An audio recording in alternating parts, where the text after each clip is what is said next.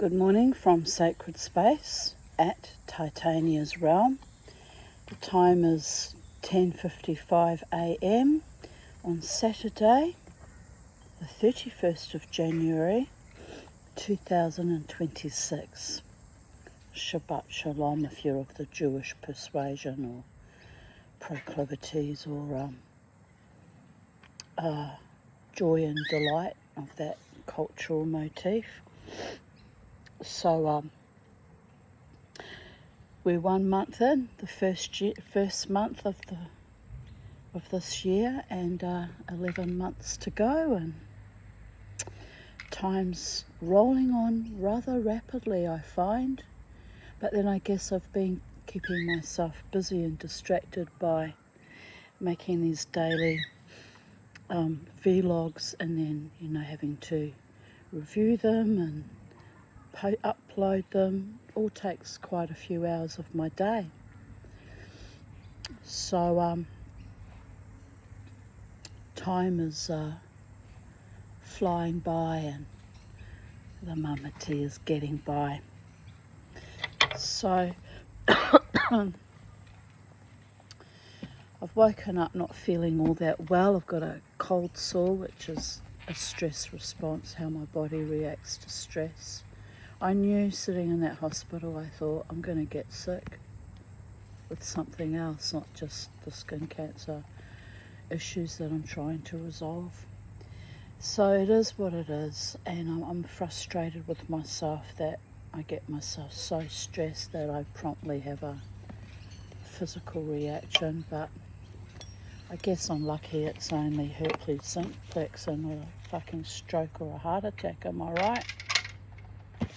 And although I was watching a video on someone's near-death experience, otherwise known as NDEs, and I thought about, I've had quite a few in this incarnation, and it's weird that I keep being pushed back into this body, into this life, struggling every day. Even when I was wealthier, when I was married with my husband, I was struggling emotionally every fucking day.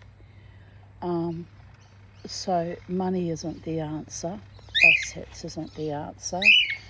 The healing has to come from somewhere very, very deep, or somewhere very, very holy, however it works. I've worked hard at healing myself with my complex PTSD for 30 years now, and I'm cognizant that this is probably the best I'm ever going to be, and all I'm ever going to be, until I eventually shuffle off this mortal coil. And it's a terrifying thought, but I was lured in by an entire scene, and I got my hopes up that I was loved and that I would be included, and that I'd at last find my niche and people I could trust with my body, mind and spirit. So the devastation of having to walk away from all of that has taken a bit of a physical toll on my body, because I really did rather naively and foolishly put faith into those people, and I actually don't know why. It's like not one of them came to my home, and not one of them hung out on me, other than in their capacity as performers. So it's a bit odd that I idealised them all to the extent that I actually thought I'd had my own little tribe, and that was my own hunger and need to belong, and I must remain circumspect and cognizant that I can never allow myself to fall into that delusion. It wasn't my delusion either. They certainly, at face value made me welcome, appeared to make me welcome. It wasn't until that man started throwing women in my face, and it was the same repeat pattern of what Dave Charles did to me that I thought, oh, wait a minute, Mr. Looks So Fine. This is just another one of your sadistic games. So, and I still pushed through that because I thought it's the nature of men and women. Men like to be surrounded by beautiful women or fawning and fating them. It feeds their ego and their lust and their narcissism. It's who doesn't want to be fawned over and loved? Every human wants to be loved. There's actually no crime in that, there's nothing ugly in that. But the ugliness was, cumulative and incremental, and they thought, oh, this crazy little old lady in Housing Commission on a disability pension, she's too dumb to notice what's going on. And they seriously underestimated my intelligence and my spirituality and my gods and, my emotional integrity, because I wasn't going to be part of a fucked up emotional game, toying with people's emotions and degrading other people so that I could feel like somebody wanted to fuck me once in a while. Not that that even happened, because I put the skids on that. Didn't want to be fucked and used and abused. I was abused though. I was emotionally abused. They don't recognise that. They're too caught in their own cesspit net of hell to recognise it, but that's their journey and not mine.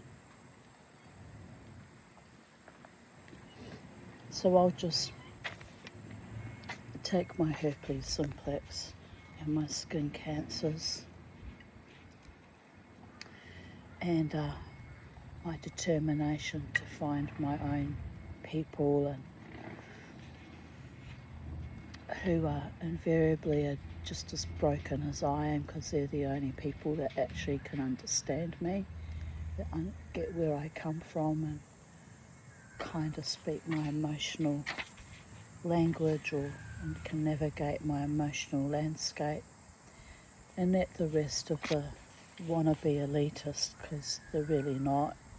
They really are trash what they did. And they wouldn't have just done that to me. They're probably already working on the next victim, the next woman that comes along thinking she's going to be included and loved. It's predatory and it's venal and it's foul. But once you see it, you can't unsee it. I kept trying to not see it and push it away because I didn't want to believe this was happening yet again, but it is what it is. They didn't know that they were playing for a fool, a woman who has her own wolf guide and other spirits that push through in my readings from time to time. I didn't end up going into doing a trance drumming and communicating with that spirit. They said it was important and they did apologise for the interruption, but they were too oppressive, felt too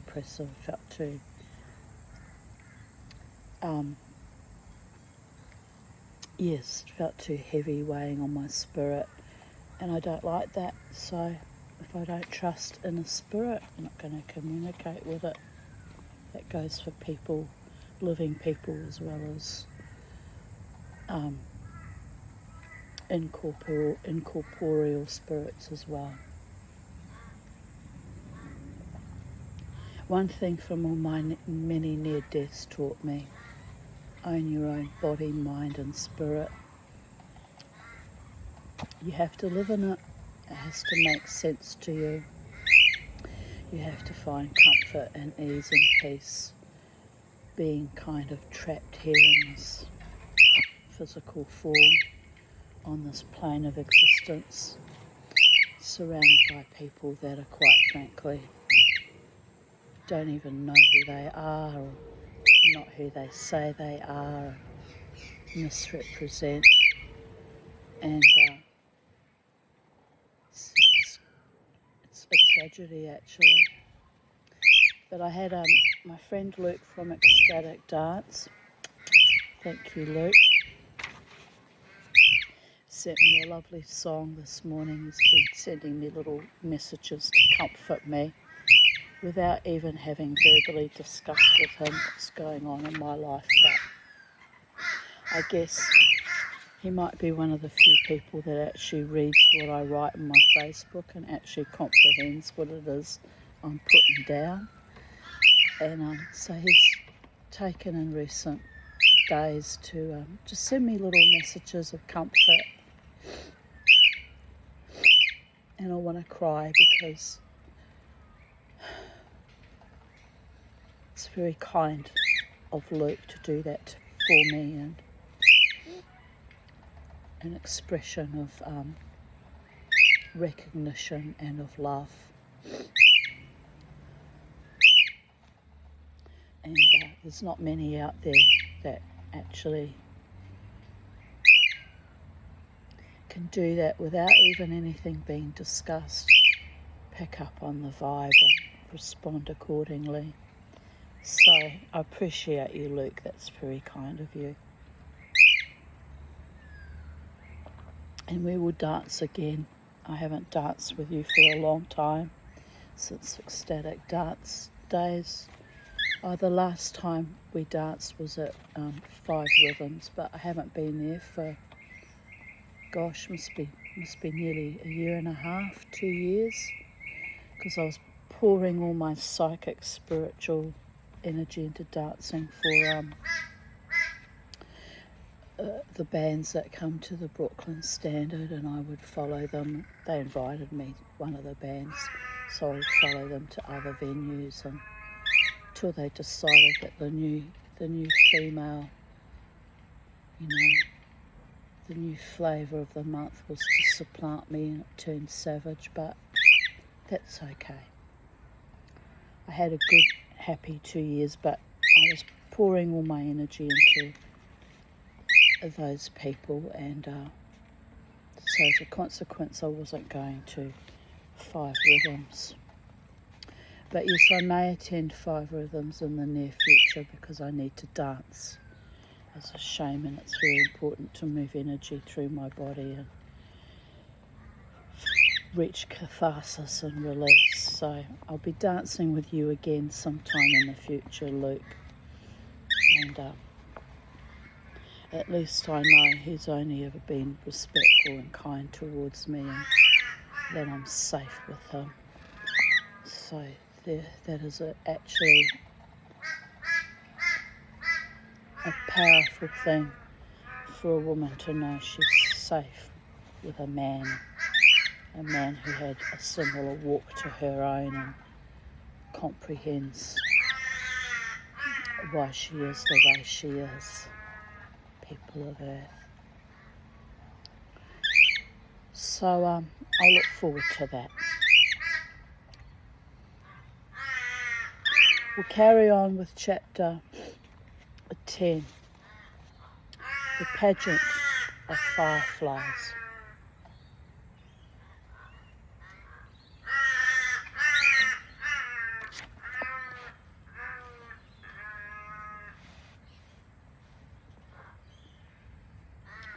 Before we begin, so we don't interrupt the reading, I might just give them their food. He's not asking for food per se, but I can see the bowl's empty, so just quickly do that, people of Earth.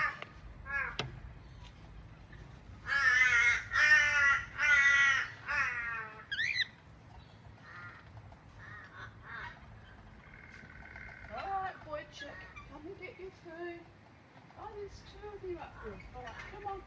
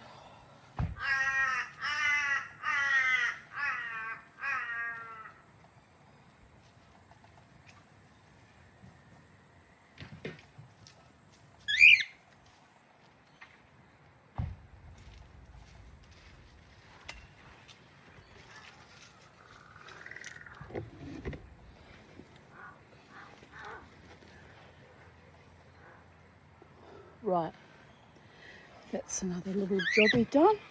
Right, now let us begin. Chapter 10, The Pageant of Fireflies.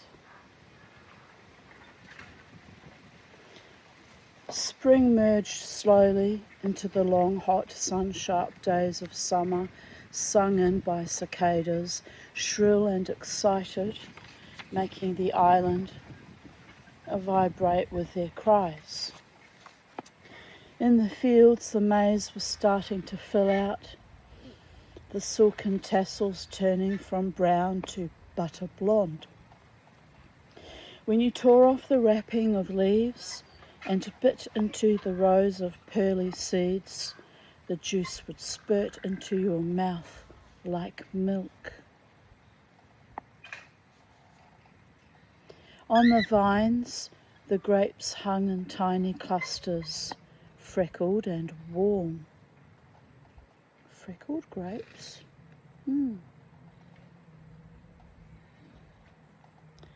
The olives seemed weighed down under the weight of their fruit. Smooth drops of green jade among which the choirs of cicadas zithered. In the orange groves among the dark and shiny leaves, the fruit was starting to glow redly, like a blush spreading up the green, pitted skins.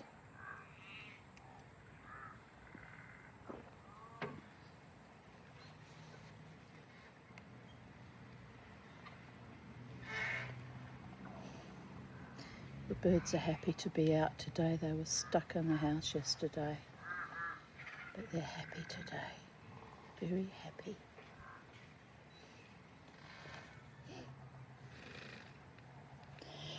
Up on the hills, among the dark cypress and the heather, shoals of butterflies danced and twisted like wind-blown confetti, pausing now and then on a leaf to lay a salvo of eggs. The grasshoppers and locusts whirred like clockwork under my feet and flew drunkenly across the heather, their wings shining in the sun. Among the myrtles, the mantids moved, lightly, carefully, swaying slightly, the quintessence of evil. They were lank and green, with chinless faces and monstrous globulous eyes, frosty gold, with an expression of intense predatory madness in them. Sounds awfully familiar, actually. Fuck.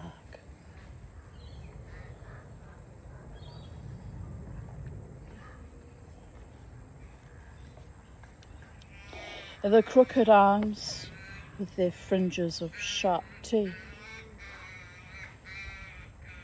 would be raised in mock supplication to the insect world, so humble, so fervent, trembling slightly when a butterfly flew too close.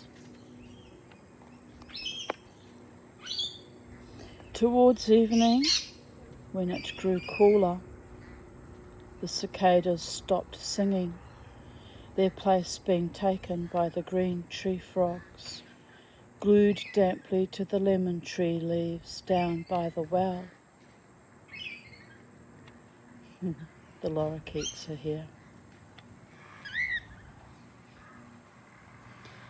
With bulging eyes staring as though hypnotised, their backs as shiny as the leaves they sat amongst, they swelled out their vocal sacs and croaked harshly and with such violence that they seemed in danger of splitting their damp bodies with the effort. When the sun sank, there was a brief, apple green twilight which faded and became mauve, and the air cooled and took on the scents of evening. The toads appeared, putty-coloured with strange map-like blotches of bottle green on their skins. They hopped furtively among the long grass clumps and the olive groves, where the crane fly's unsteady flight seemed to cover the ground with a drifting curtain of gauze. They sat there blinking, and then would suddenly snap at a passing crane fly, sitting back, looking a trifle embarrassed. They stuffed the trailing ends of wing and leg into their great mouths with the aid of their thumbs. Above them, on the crumbling walls of the sunken garden, the little black scorpions walked solemnly, hand in hand, along the plump mounds of green moss and the groves of tiny toadstools. The sea was smooth, warm, and as dark as black velvet, not a ripple disturbing the surface. The distant coastline of Albania was dimly outlined by a faint reddish glow in the sky. Gradually, minute by minute, this glow deepened and grew brighter, spreading across the sky. Then, suddenly, the moon, enormous, wine red, edged herself over the fretted battlement of mountains and through a straight blood-red path across the dark sea. The owls appeared now, drifting from tree to tree as silently as flakes of soot, hooting in astonishment as the moon rose higher and higher, turning to pink, then gold, and finally riding in a nest of stars like a silver bubble.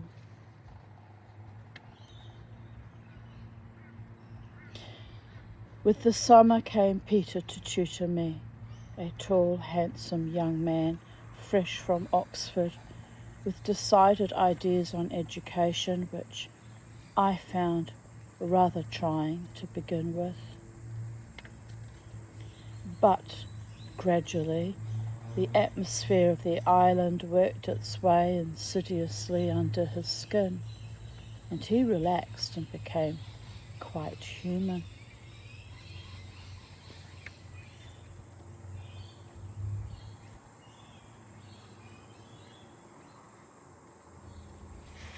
At first, the lessons were painful to an extreme.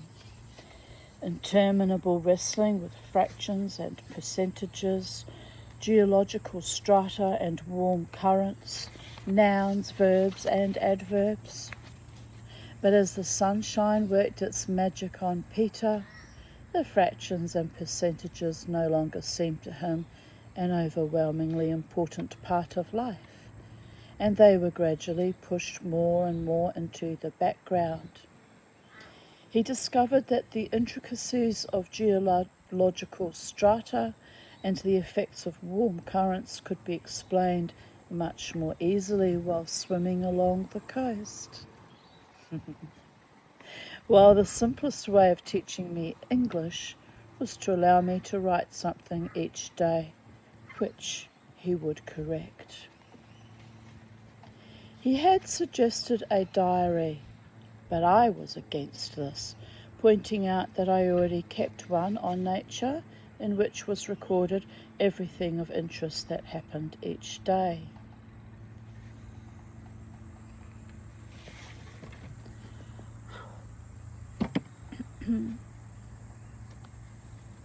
If I were to keep another diary, What was I to put in it?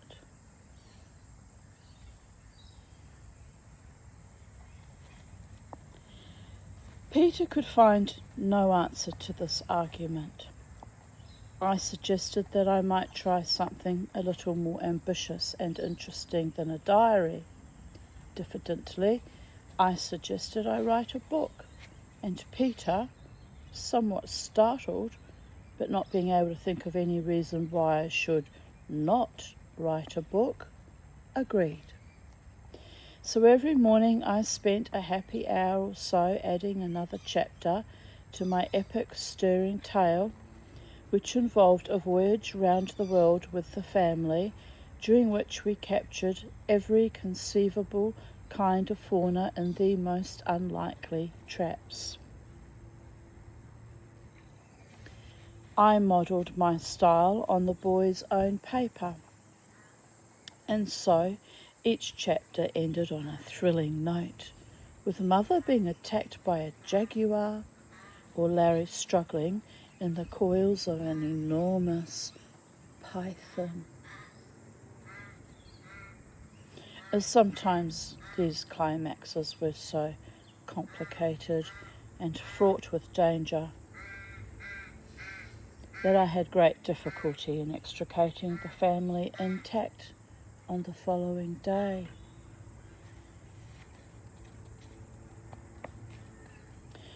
While I was at work on my masterpiece, breathing heavily, tongue protruding, breaking off for discussions with Roger on the finer points of the plot, Peter and Margot would take a stroll in the sunken garden to look at the flowers. To my surprise, they had both suddenly become very botanically minded. In this way, the mornings passed very pleasantly for all concerned. Occasionally, in the early days, Peter suffered from sudden spasms of conscience. My epic would be relegated to a drawer, and we would pore over mathematical problems. But as the summer days grew longer and Margot's interest in gardening became more sustained, these irritating periods became less frequent.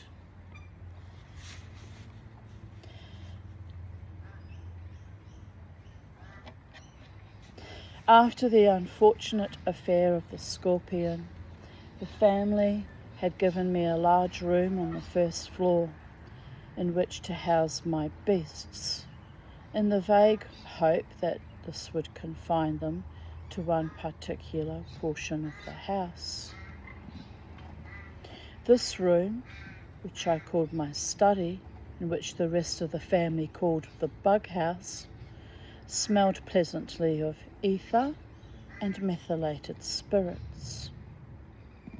It was here that I kept my natural history books, my diary, microscope, dissecting instruments, nets, collecting bags, and other important items.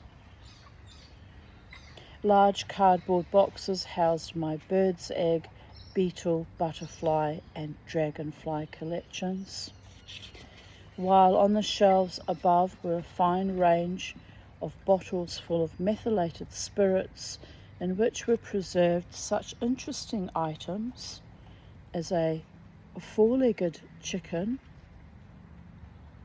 a present from Lugarezia's husband, various lizards and snakes, frog spawn in different stages of growth, a baby octopus, 3 half-grown brown rats, a contribution from Roger,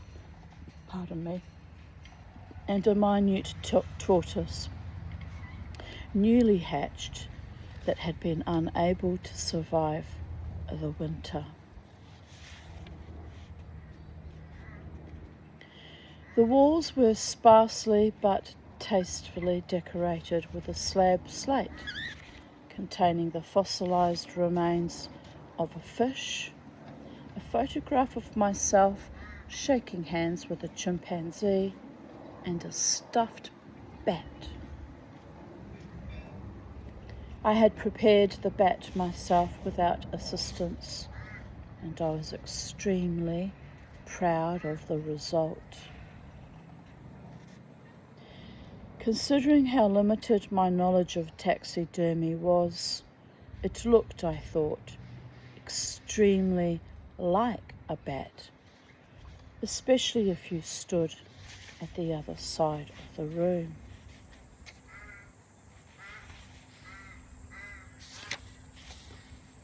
With wings outstretched, it glowered down from the wall from its slab of cork. When summer came, however, the bat appeared to feel the heat. It sagged a little, its coat no longer glossy, and a new and mysterious smell started to make itself felt above the ether and methylated spirits. Poor Roger was wrongly accused at first, and it was only later, when the smell had penetrated even to Larry's bedroom, that a thorough investigation traced the odour to my bat. I was surprised and not a little annoyed. Under pressure, I was forced to get rid of it.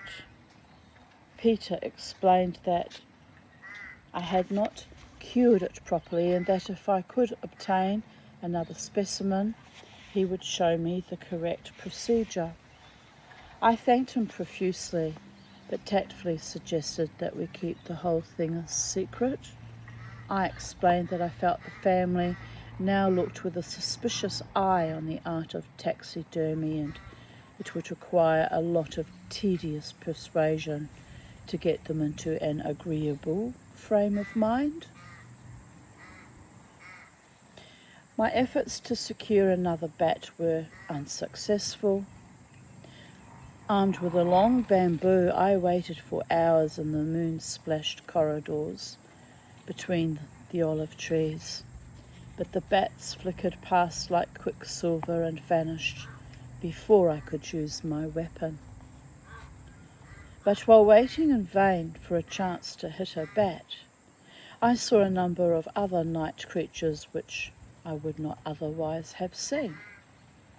I watched a young fox hopefully digging for beetles in the hillside, scrabbling with slim paws at the earth and scrunching the insects up hungrily as he unearthed them.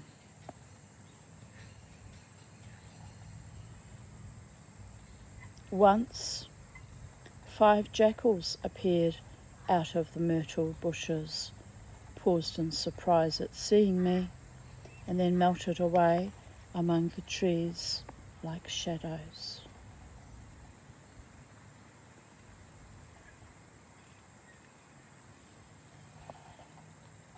The nightjars, on silent silky wings, would slide as smoothly as great black swallows along the rows of olives, sweeping along the grass in pursuit of the drunken, whirling crane flies.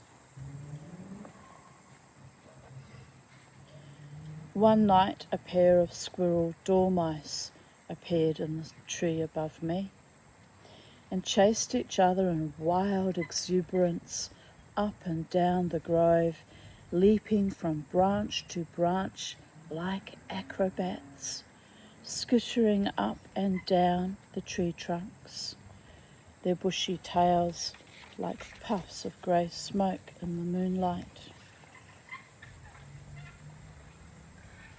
I was so fascinated by these creatures that I was determined to try to catch one. Let me just grab another glass of water, my throat's dry.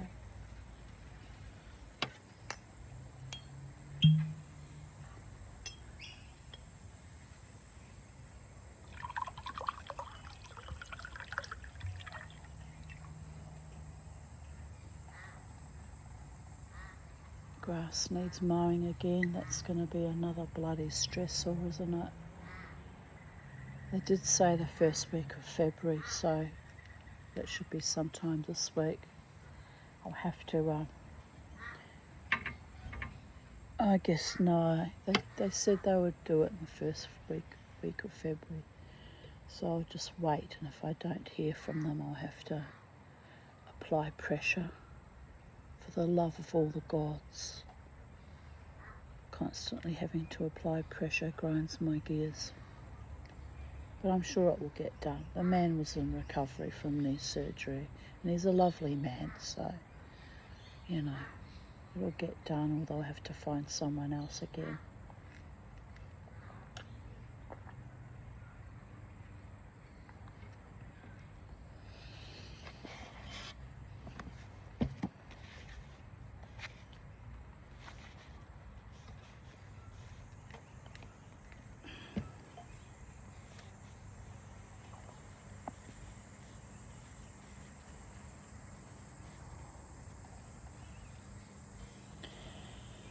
I was so fascinated by these creatures, the squirrel dormice. Trying to work out what's happening with my hair. That gets done on Tuesday, and then I'll look better, sorta, kinda. Anyway.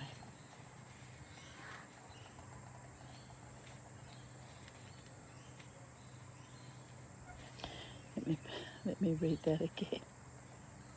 I was so fascinated by these creatures that I was determined to try to catch one. The best time to search for them was, of course, during the day when they would be asleep. So I hunted laboriously through the olive groves for their hideout, but it was a hopeless quest, for every gnarled and twisted trunk was hollow, and each contained half a dozen holes. However, my patience did not go entirely unrewarded, for one day I thrust my arm into a hole and my fingers closed round something small and soft, something that wiggled as I pulled it out. It's very brave, isn't it?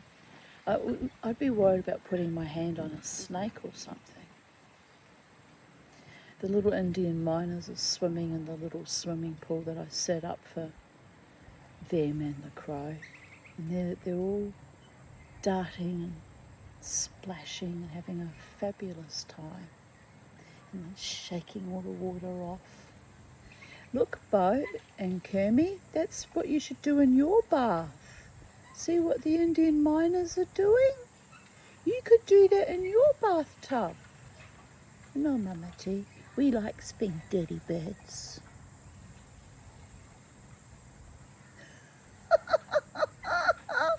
It's quite funny. They're watching the miners and like, yeah, we don't want to have a bath. All right.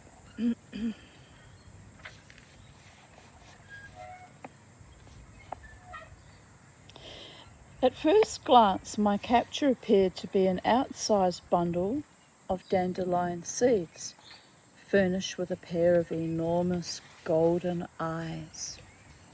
A closer inspection proved it to be a young Scops owl, still clad in his baby down.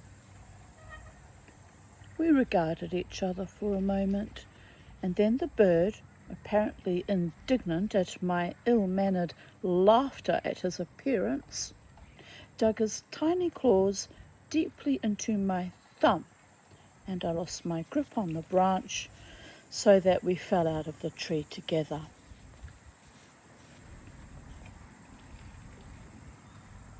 I carried the indignant owlet back home in my pocket and introduced him to the family with a certain trepidation. To my surprise, he was greeted with unqualified approval, and no objection was raised to my keeping him, probably because he was cute and a bird rather than an insect.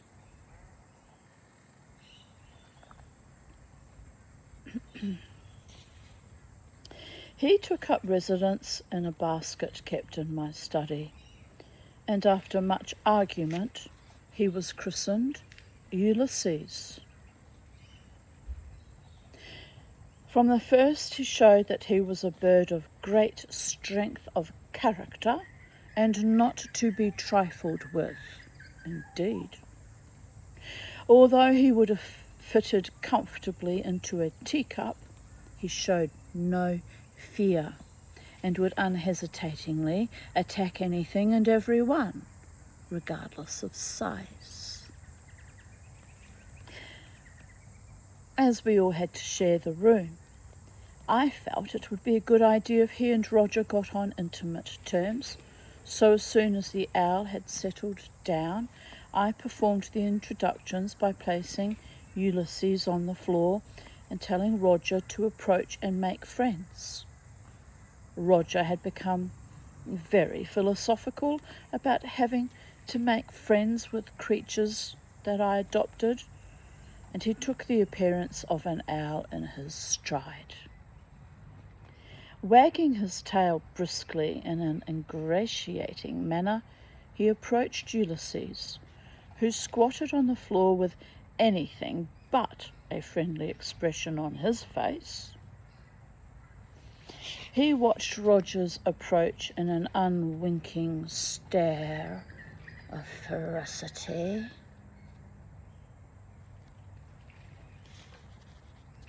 Roger's advance became less confident. Ulysses continued to glare as though trying to hypnotize the dog. Roger stopped, his ears drooped, his tail wagging only feebly, and he glanced at me for inspiration. I ordered him sternly to continue his overtures of friendship. Roger looked nervously at the owl and then with great nonchalance walked around him in an effort to approach him from the back. Ulysses, however, let his head revolve too and kept his eyes still fixed on the dog. Roger, never having met a creature that could look behind itself without turning around, seemed a trifle nonplussed.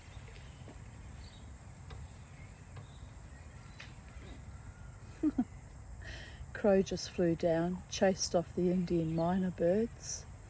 He's going to claim the bath for himself. But it's not just for you, Mr. Crow, it's for all the birdies. Yes, don't be selfish.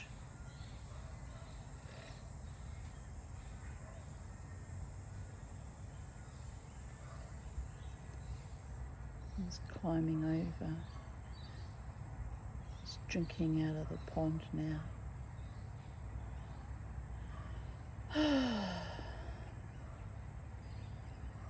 How funny that he chased all the other birds away though. It's like, why couldn't they all drink out of it together? Domination of the crow. Now he's about to dive in and have a swim. Go on then, have a swim. It's especially for you really, but I know all the birdies love it. No, he didn't. Hesitated and changed his mind. Funny creature.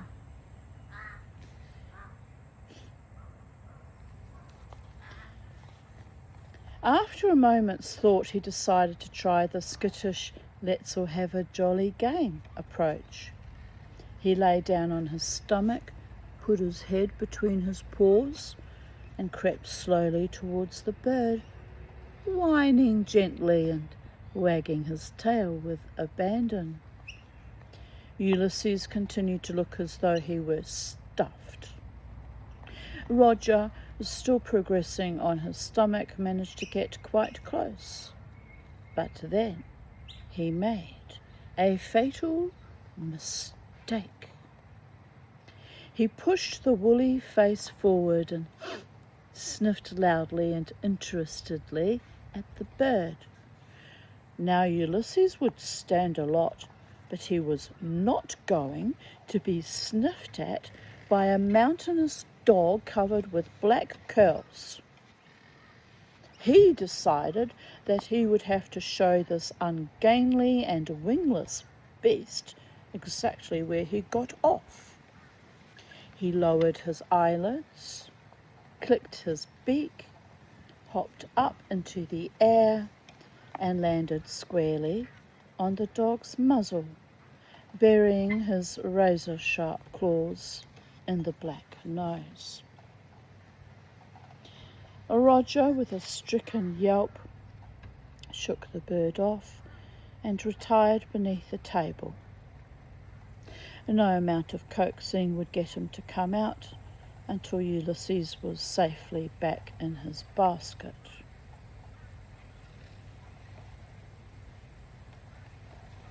When Ulysses grew older, he lost his baby down and developed the fine ash-grey, rust-red and black plumage of his kind, with the pale breast handsomely marked with Maltese crosses in black. He also developed long ear tufts, which he would raise in indignation when you attempted to take liberties with him. As he was now far too old to be kept in a basket and strongly opposed to the idea of a cage, I was forced to give him the run of the study. He performed his flying lessons between the table and the door handle, and as soon as he had mastered the art, chose the palmet above the window as his home, and would spend the day sleeping up there, eyes closed, looking exactly like an olive stump. If you spoke to him, he would open his eyes a fraction, raise his ear tufts, and elongate his whole body, so that he looked like some weird, emaciated Chinese idol. If he was feeling particularly affectionate, he would click his beak at you, or, as a great concession, fly down and give you a hurried peck on the ear.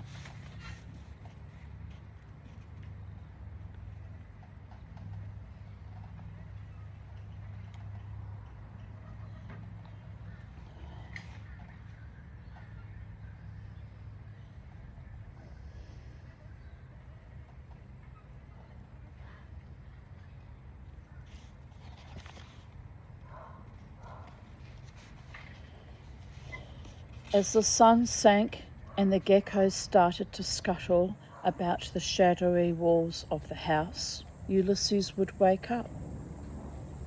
He would yawn delicately, stretch his wings, clean his tail, and then shiver violently so that all his feathers stood out like the petals of a wind-blown chrysanthemum.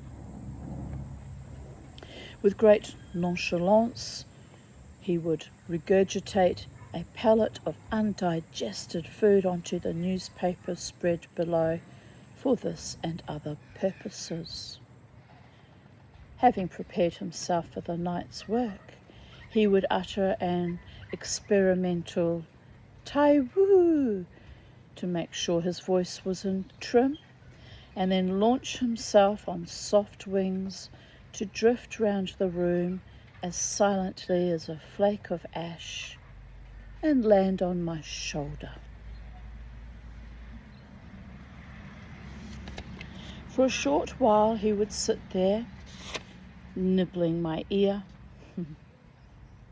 and then he would give himself another shake, put sentiment to one side, and become businesslike. He would fly onto the windowsill and give another questioning "Tai-woo," staring at me with his honey-coloured eyes. This was the signal that he wanted the shutters opened. As soon as I threw them back, he would float out through the window to be silhouetted for a moment against the moon before diving into the dark olives. A moment later, a loud, challenging "Tai-woo! Tai-woo!" would ring out, the warning that Ulysses was about to start his hunting.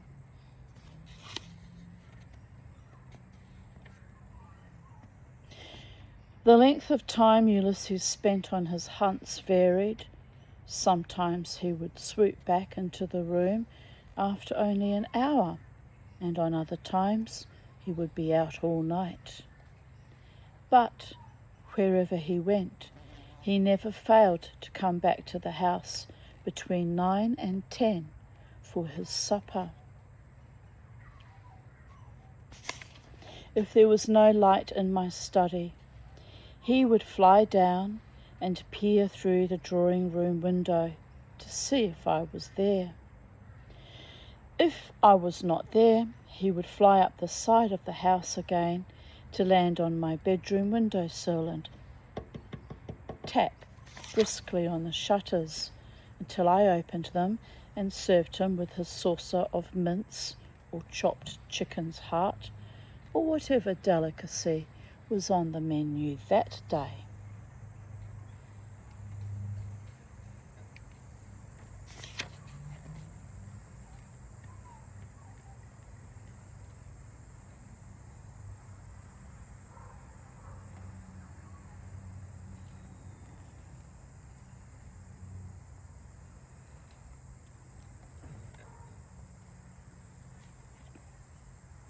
It's actually very hot out in the garden. I need a spritz.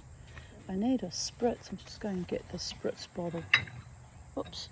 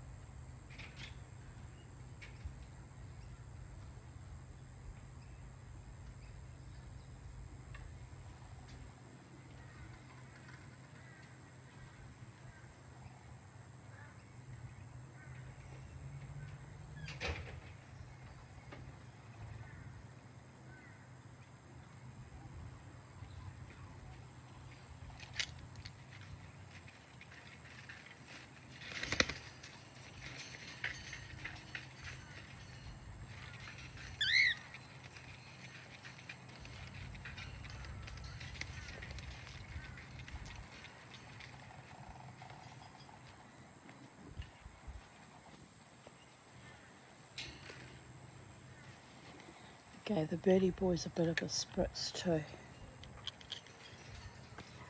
Ah, that's nice. Right. I spent yesterday late in the afternoon grinding one of my boulder opals with the fine sintered grit, so medium and then fine. So they're all ready to go through all the grits with the Dremel, with the polishing discs. So sort of slowly making progress on those. Hello, Mr. Crow, you come to see us. Come on then.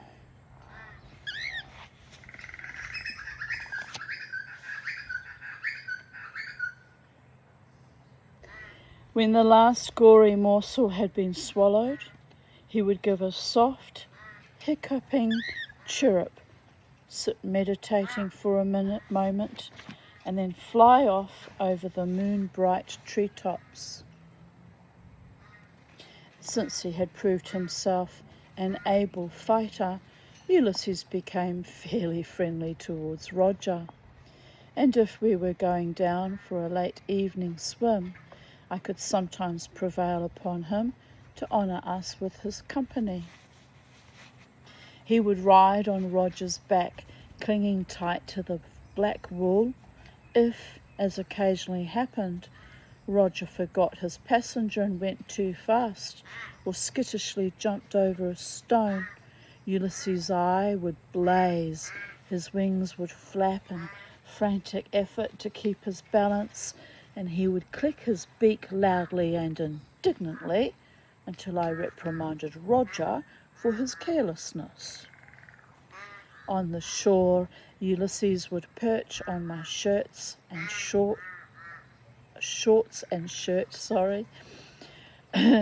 while Roger and I gambled in the warm, shallow water. What a wonderful life. I'm a bit jealous. What fun.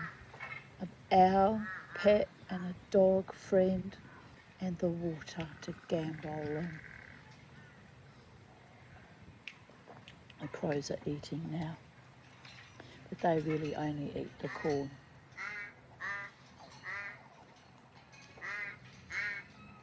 And the baby, who's nearly full grown, as big as his parent, is demanding that he or she put food in their beaks, perfectly capable of feeding itself. It's drinking now. It's a funny bird. You're a funny bird, baby crow. A very peculiar bird. Arrested development. Well, anyway, here's another crow. So both the parents are here. Well, that's all very sweet, isn't it? The baby's got a weird, redness on both sides of his beak. It's odd. Or her beak. But odd. Still getting its full black plumage. Looks a bit brownish still along the back of its head and down towards its wings. Nagging its parents to feed him. They're just ignoring it. It's perfectly capable of feeding itself, which it just did. Wonder what those red marks above his beak are though. It's a bit odd, I haven't seen that before.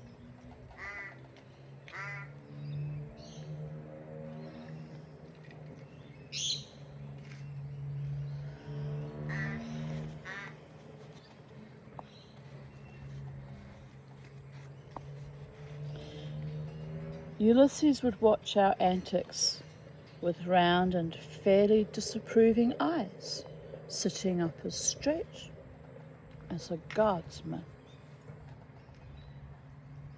And now and then he would leave his post to skim out over us, click his beak, and return to shore, but whether he did this in alarm for our safety or in order to join our game, I could never decide. Sometimes, if we took too long over the swim, he would get bored and fly up the hill to the garden crying, "Tai-woo!" in farewell.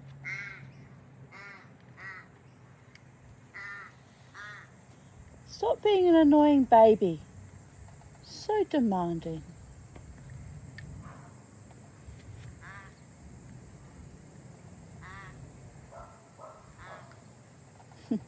The female's ripping up bits of coconut husk that were left over from Lynn gave me some coconuts.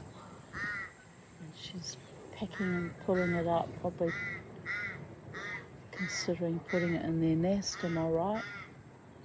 She's reefing them out.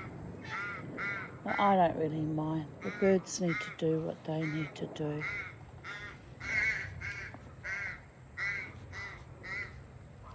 Sometimes if we took too long over the swim, he would get bored and fly up the hill to the garden crying, "Tai-woo!" in farewell. In the summer when the moon was full, the family took to bathing at night, for during the day the sun was so fierce that the sea became too hot to be refreshing. As soon as the moon had risen, we would make our way down through the trees to the creaking wooden jetty and clamber into the sea cow. with Larry and Peter on one oar, Margot and Leslie on the other, and Roger and myself in the bows to act as lookouts. We would drift down the coast for half a mile or so to where there was a small bay with a lip of white sand and a few carefully arranged boulders, smooth and still sun-warm, ideal for sitting on. We would anchor the Sea Cow in deep water and then dive over the side to gambol and plunge and set the moonlight shaking across the waters of the bay. When tired, we swam languidly to the shore and lay on the warm rocks, gazing up into the star-freckled sky. Generally, after half an hour or so, I would get bored with the conversation and slip back into the water and swim slowly out across the bay to lie on my back, cushioned by the warm sea, gazing up at the moon. One night, while I was thus occupied, I discovered that our bay was used by other creatures as well. Lying spread-eagled in the silky water, gazing into the sky, only moving my hands and feet slightly to keep afloat, I was looking at the Milky Way stretched like a chiffon scarf across the sky and wondering how many stars it contained. I could hear the voices of the others laughing and talking on the beach, echoing over the water, and by lifting my head, I could see their position on the shore by the pulsing lights of their cigarettes. Drifting there, relaxed and dreamy, I was suddenly startled to hear, quite close to me, a clop and gurgle of water, followed by a long, deep sigh, and a series of gentle ripples rocked me up and down. Hastily I righted myself and trod water, looking to see how far from the beach I had drifted. To my alarm, I found that I was some considerable distance not only from the shore, but from the Sea Cow as well, and I was not at all sure what sort of creature was swimming around in the dark waters beneath me. I could hear the others laughing on the shore at some joke or other, and I saw someone flip a cigarette end high into the sky, like a red star that curved over and extinguished itself at the rim of the sea. I was feeling more and more uncomfortable, and I was just about to call for assistance when, some 20 feet away from me, the sea seemed to part with a gentle swish and gurgle, and a gleaming back appeared, gave a deep, satisfied sigh, and sank below the surface again. I had hardly time to recognize it as a porpoise before I found I was right in the midst of them. They rose all around me, sighing luxuriously, their black backs shining as they humped in the moonlight. There must have been about 8 of them, and one rose so close that I could have swum forward 3 strokes and touched his ebony head. You're having a swim now, baby crow. Very good. Happy birdies. Happy birdies having a swim, Kermie. Can you see what they're doing? You've got a bath in your cage. You could have a swim. No? No swims. No swims for the Kermie and the Bo. Strange little birds. Strange little birdie boys. You better make the most of it, because only 2 more months of heat and then it will get cold again. Or cooler again. Oh.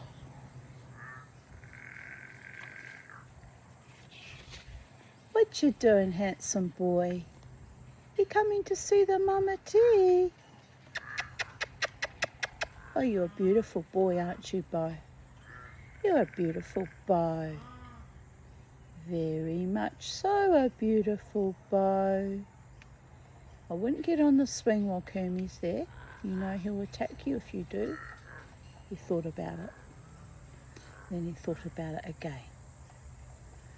Yes, I know. You want to go in the swing. Yes, and Kermie just went to bite you. Oh dear, what are we going to do, little Bo? He says, I'm going to reclaim the swing. I will do it. I will have my swing, Mama. He likes that big swing that I actually bought for Kermie. It's very sweet.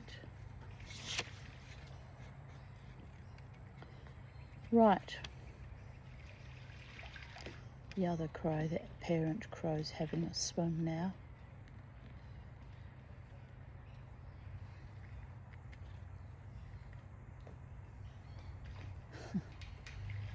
It's delightful. It's delightful, people of Earth. Yes, it is. What's delightful was yesterday them coming to tell me, where's our fresh water, Mama T? Let me know.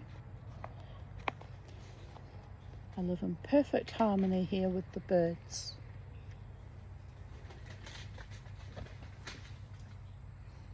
What have you got? A chicken bone? Where'd you get that from? That it wasn't from me. I haven't had any chicken here for a few days. My goodness. Did you steal that from the neighbours? They must have left it on their compost or something. Grabbed a big hunk of drumstick. Did you take it off their plate? Well, there you go.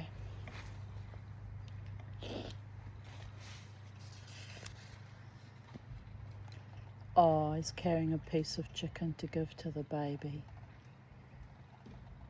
No? He's wetting it in the water, the bath water.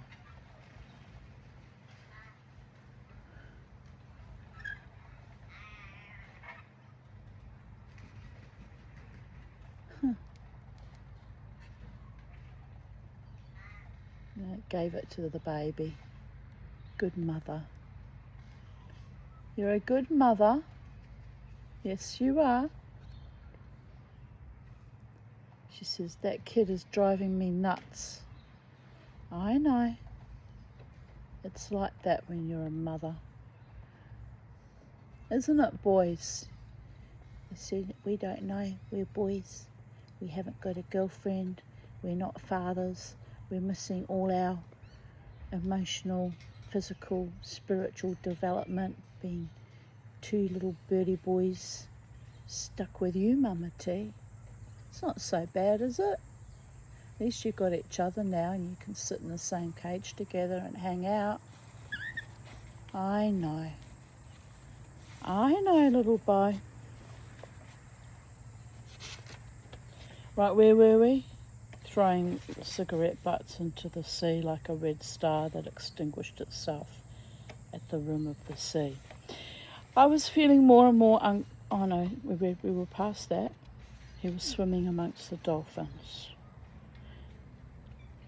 And he swam forward so close that I could have swum forward 3 strokes and touched his ebony head. That's where we were at, people of Earth.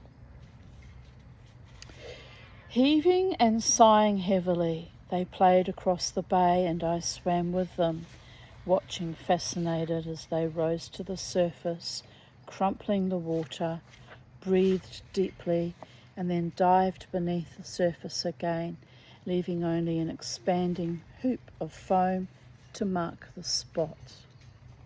Presently, as if obeying a signal, they turned and headed out of the bay toward the distant coast of Albania.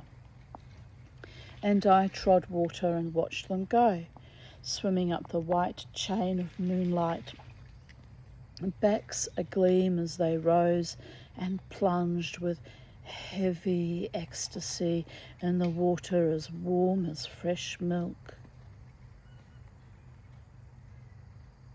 Don't chew that rusted thing. No, that's not good for you, little boy. Don't do that. Okay, Mama T. Okay.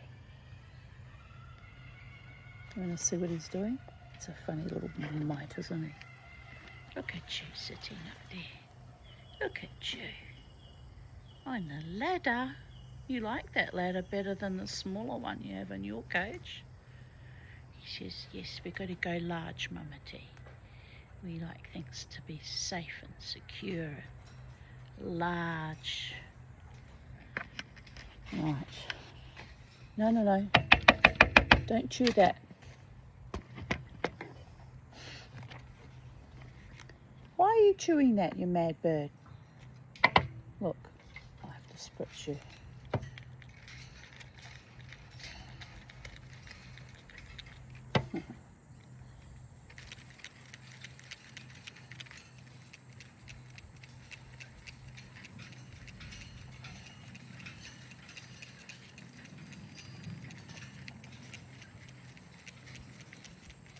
Giving a good dousing. Dousing, I mean. Right.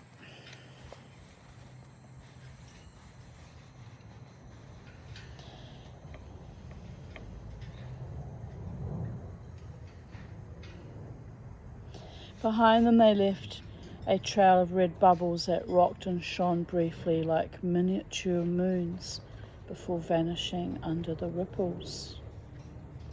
After this, we often met the porpoises when we went moonlight bathing, and one evening they put on an illuminated show for our benefit, aided by one of the most attractive insects that inhabited the island.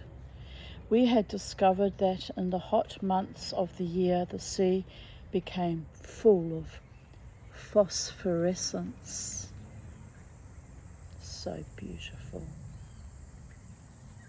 When there was moonlight, this was not so noticeable, a faint greenish flicker behind the bows of the boat, a brief flash as someone dived into the water.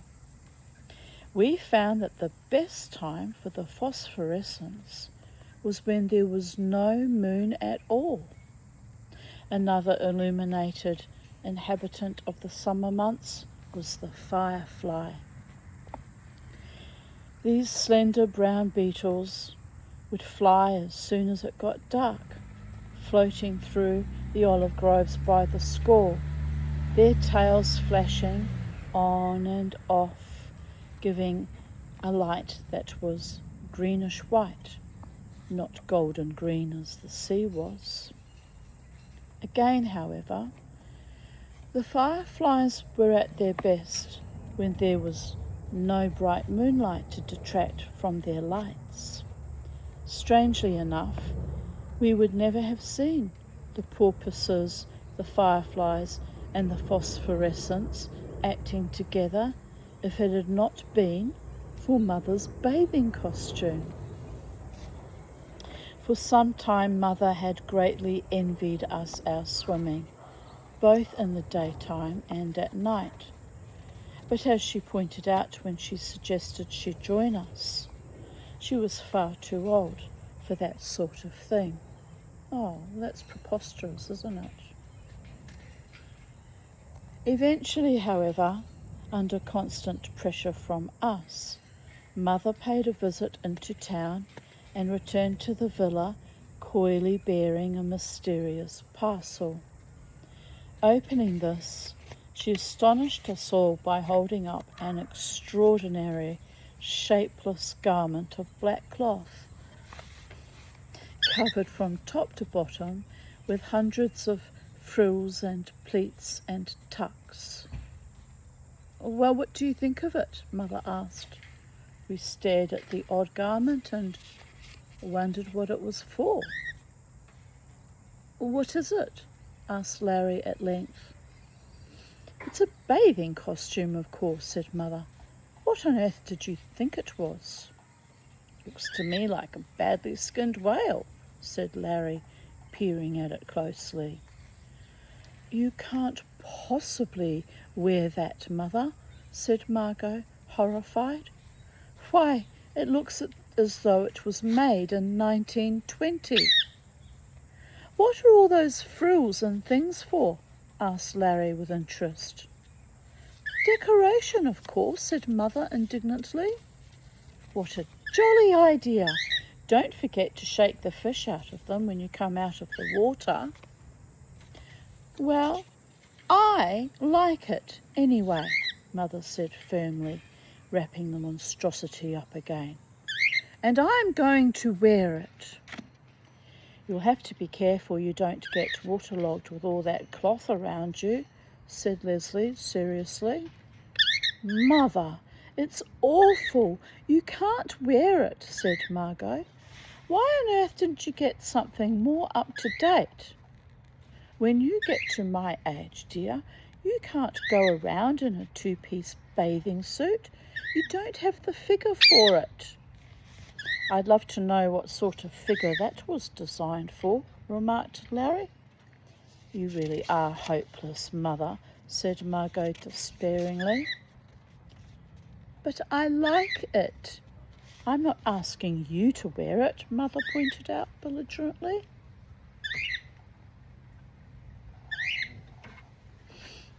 "That's right. You do what you want to do," agreed Larry. "Don't be put off. It'll probably suit you very well if you can grow another 3 or 4 legs to go with it." Mother snorted indignantly and swept upstairs to try on her costume. Presently she called us to come and see the effect, and we all trooped up to the bedroom. Roger was the first to enter, and on being greeted by this strange apparition, clad in its voluminous black costume, rippling with frills, he retreated hurriedly through the door, backwards, barking ferociously. It was some time before we could persuade him that it really was Mother, and even then he kept giving her vaguely uncertain looks from the corner of his eye. However, in spite of all opposition, Mother stuck to her tent-like bathing suit, and in the end, we gave up.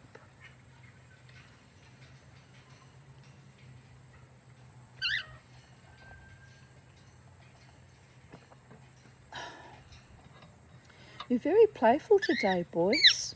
Yesterday they just sat silent like 2 little stool pigeons, depressed in their cage, looking at me glumly most of the day. It was awful. There's nothing more depressing than depressed birds. "And now you're a happy little boy. You're twittering away. Are you going to sing me a song?" "Kermie's going to sing us a song." "Sing us a song, Kermie. Come on. You know you want to."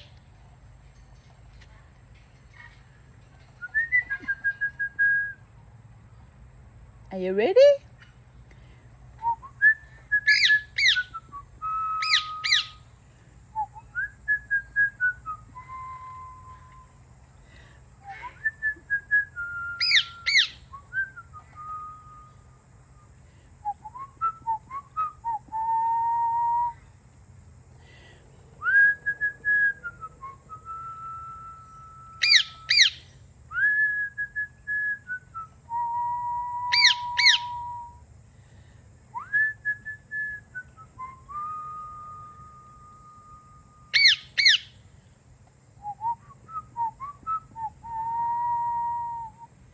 Bo says, sing me Yellow Bird, Mama T. Yellow bird, fly high up banana tree. Yellow bird, he sits all alone like me. Did your lady friend leave you the nest again? You're more lucky than me. I miss bits, I know. What do you think of that? She says, I like that one. I'm only partially a yellow bird because I've got a yellow cap and a yellow face and orange cheeks. And the rest of me is grey and a bit of white. But I'm a yellow bird at heart. And Kermie's got a bit of yellow in his undercarriage. Haven't you? Ooh. Who's talking to you, kids? Oh, the crows are talking to you. Right. In order to celebrate her first entry into the sea, we decided to have a moonlight picnic down at the bay and sent an invitation to Theodore, who was the only stranger that Mother would tolerate on such a great occasion. The day for the great immersion arrived. Food and wine were prepared. The boat was cleaned out and filled with cushions, and everything was ready when Theodore turned up. On hearing that we had planned a moonlight picnic and swim, he reminded us that on that particular night there was no moon. Everyone blamed everyone else for not having checked on the moon's progress, and the argument went on until dusk. Eventually we decided that we would go on the picnic in spite of everything, since all the arrangements were made. So we staggered down to the boat, loaded down with food, wine, towels and cigarettes, and set off down the coast. Theodore and I in the bows as lookouts. I'm a bit confused how he keeps referring to it as bows plural, since it's only one bow, isn't it? I don't know. Maybe it was a catamaran that their boat, I don't know, but it'd still be. Yes, if it was a catamaran, it possibly would have two bows. Anyway, I'm a bit confused by that, people of Earth. My wrist is so bloody sore, it's killing me. It's very painful. I've got RSI in my wrist. I worked out what it's from holding my phone all day, every day. It gets heavy and it's very, very sore.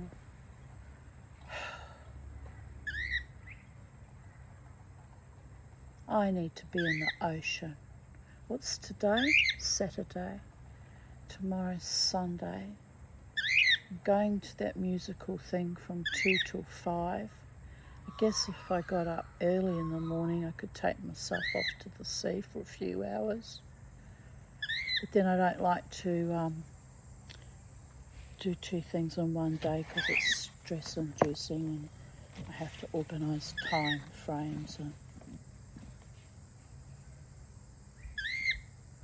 But Wynnum's only a 20-minute drive from here. I could go and have a paddle and come back, I suppose. I might actually do that. Be good to be in the ocean. Right. Theodore and I sat in the bows as lookouts, and the rest took it in turn to row while Mother steered. To begin with, her eyes not having become accustomed to the dark, Mother skillfully steered us in a tight circle, so that after 10 minutes strenuous rowing, the jetty suddenly loomed up and we ran into it with a splintering crash. Unnerved by this, Mother went to the opposite extreme and steered out to sea, and we would eventually have made a landfall somewhere on the Albanian coastline if Leslie had not noticed it in time. After this, Margot took over the steering, and she did it quite well, except that she would, in a crisis, get flurried and forget that to turn right, one had to put the tiller over to the left. The result was that we had to spend 10 minutes straining and tugging at the boat, which Margot had, in her excitement, steered onto instead of away from a rock. Lucky they didn't cause any damage and sink. By the gods.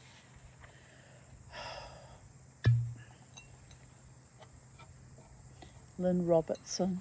Sometimes Rosalind would be with us. We would row to Taputeranga Island off the coast of Island Bay in summer in our little dinghy. It was good fun. It's quite a long row for children actually. Quite arduous at times.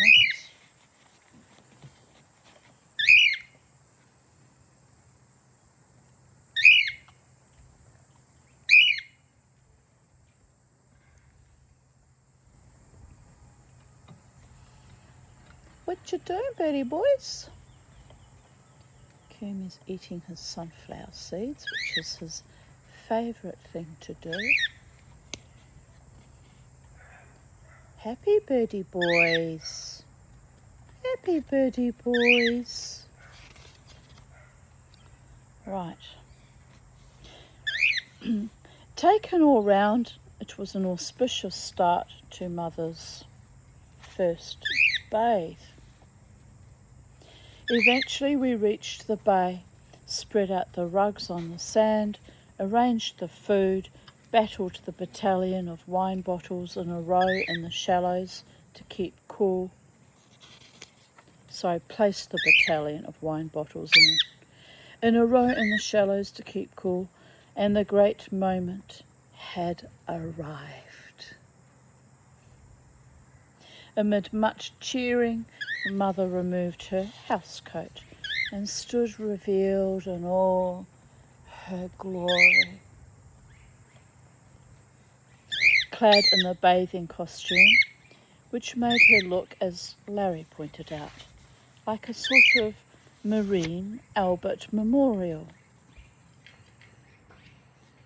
Roger behaved very well until he saw Mother wade into shallow water in a slow and dignified manner. He then got terribly excited. He seemed to be under the impression that the bathing costume was some sort of sea monster that had enveloped Mother and was now about to carry her out to sea. Barking wildly, he flung himself to the rescue, grabbed one of the frills dangling so plentifully round the edge of the costume, and tugged with all his strength in order to pull Mother back to safety. Mother, who had just remarked that she thought the water a little cold, suddenly found herself being pulled backwards. With a squeak of dismay, she lost her footing and sat down heavily in 2 feet of water, while Roger tugged so hard that a large section of the frill gave way. Elated by the fact that the enemy appeared to be disintegrating, Roger, growling encouragement to Mother, set to work to remove the rest of the offending monster from her person.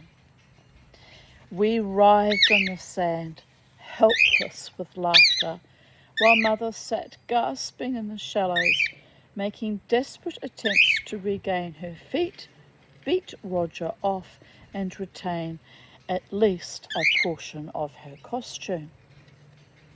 Unfortunately, owing to the extreme thickness of the material from which the costume was constructed, The air was trapped inside.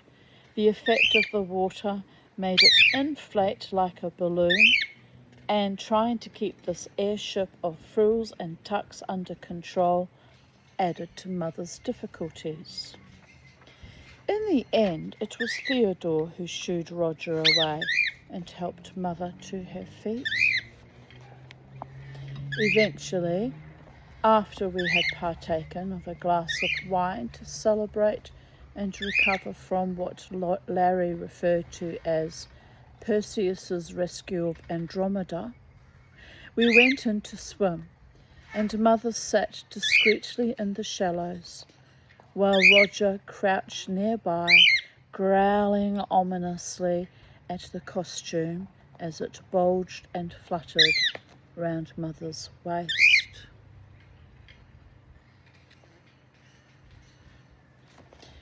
The phosphorescence was particularly good that night. By plunging your hand into the water and dragging it along, you could draw a wide, golden green ribbon of cold fire across the sea. And when you dived as you hit the surface, it seemed as though you had plunged into a frosty furnace of glinting light. When we were tired, we waded out of the sea, the water running off our bodies so that we seemed to be on fire, and lay on the sand to eat. Then, as the wine was opened at the end of the meal, as if by arrangement, a few fireflies appeared in the olives behind us, a sort of overture to the show. First of all, there were just 2 or 3 green specks sliding smoothly through the trees, winking regularly. But gradually more and more appeared until parts of the olive grove were lit with a weird green glow. Never had we seen so many fireflies congregated in one spot.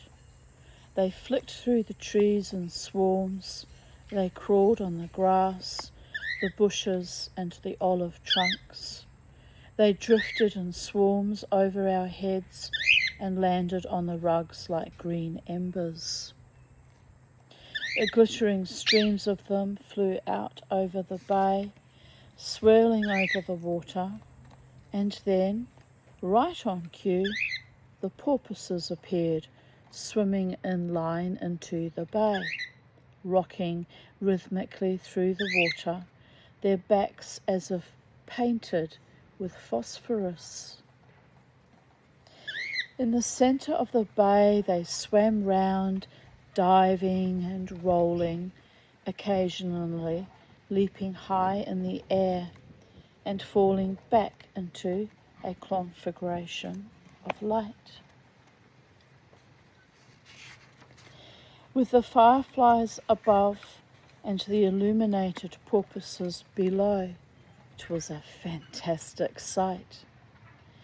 We could even see the luminous trails beneath the surface, where the porpoises swam in fiery patterns across the sandy bottom. And when they leaped high in the air, the drops of emerald glowing water flicked from them, and you could tell if it was you could not tell if it was phosphorescence or fireflies you were looking at. For an hour or so we watched this pageant, and then slowly the fireflies drifted back inland and further down the coast. Then the porpoises lined up and sped out to sea, leaving a flaming path behind them that flickered and glowed and then died slowly, like a glowing branch laid across the bay. And thus concludes Chapter 10, The Pageant of Fireflies. And I'll be back tomorrow, no doubt, with chapter 11, The Enchanted Archipelago. Just see how long that one is. Oh, the frangipanis really smell lovely today. It's weird, some days I can't smell them at all, and other days they're just so beautiful and fragrant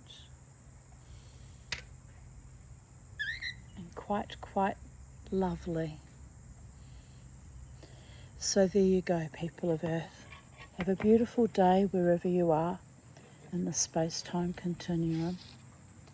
Love the ones who love you truly. Slough off the rest. Live your very best life. Be kind. Be courteous. Be respectful of all that is, was, and ever shall be.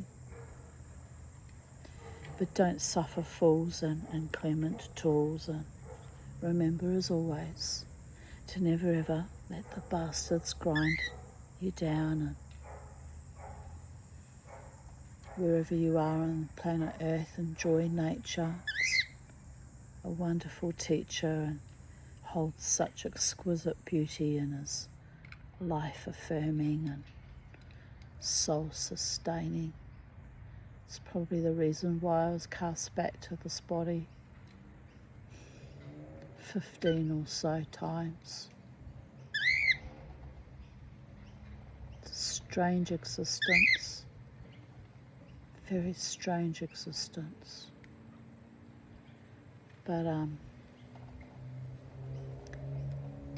I need to make peace with that and learn to take delight in what is left of our lives. So blessed be. Bye for now from sacred space at Titania's realm.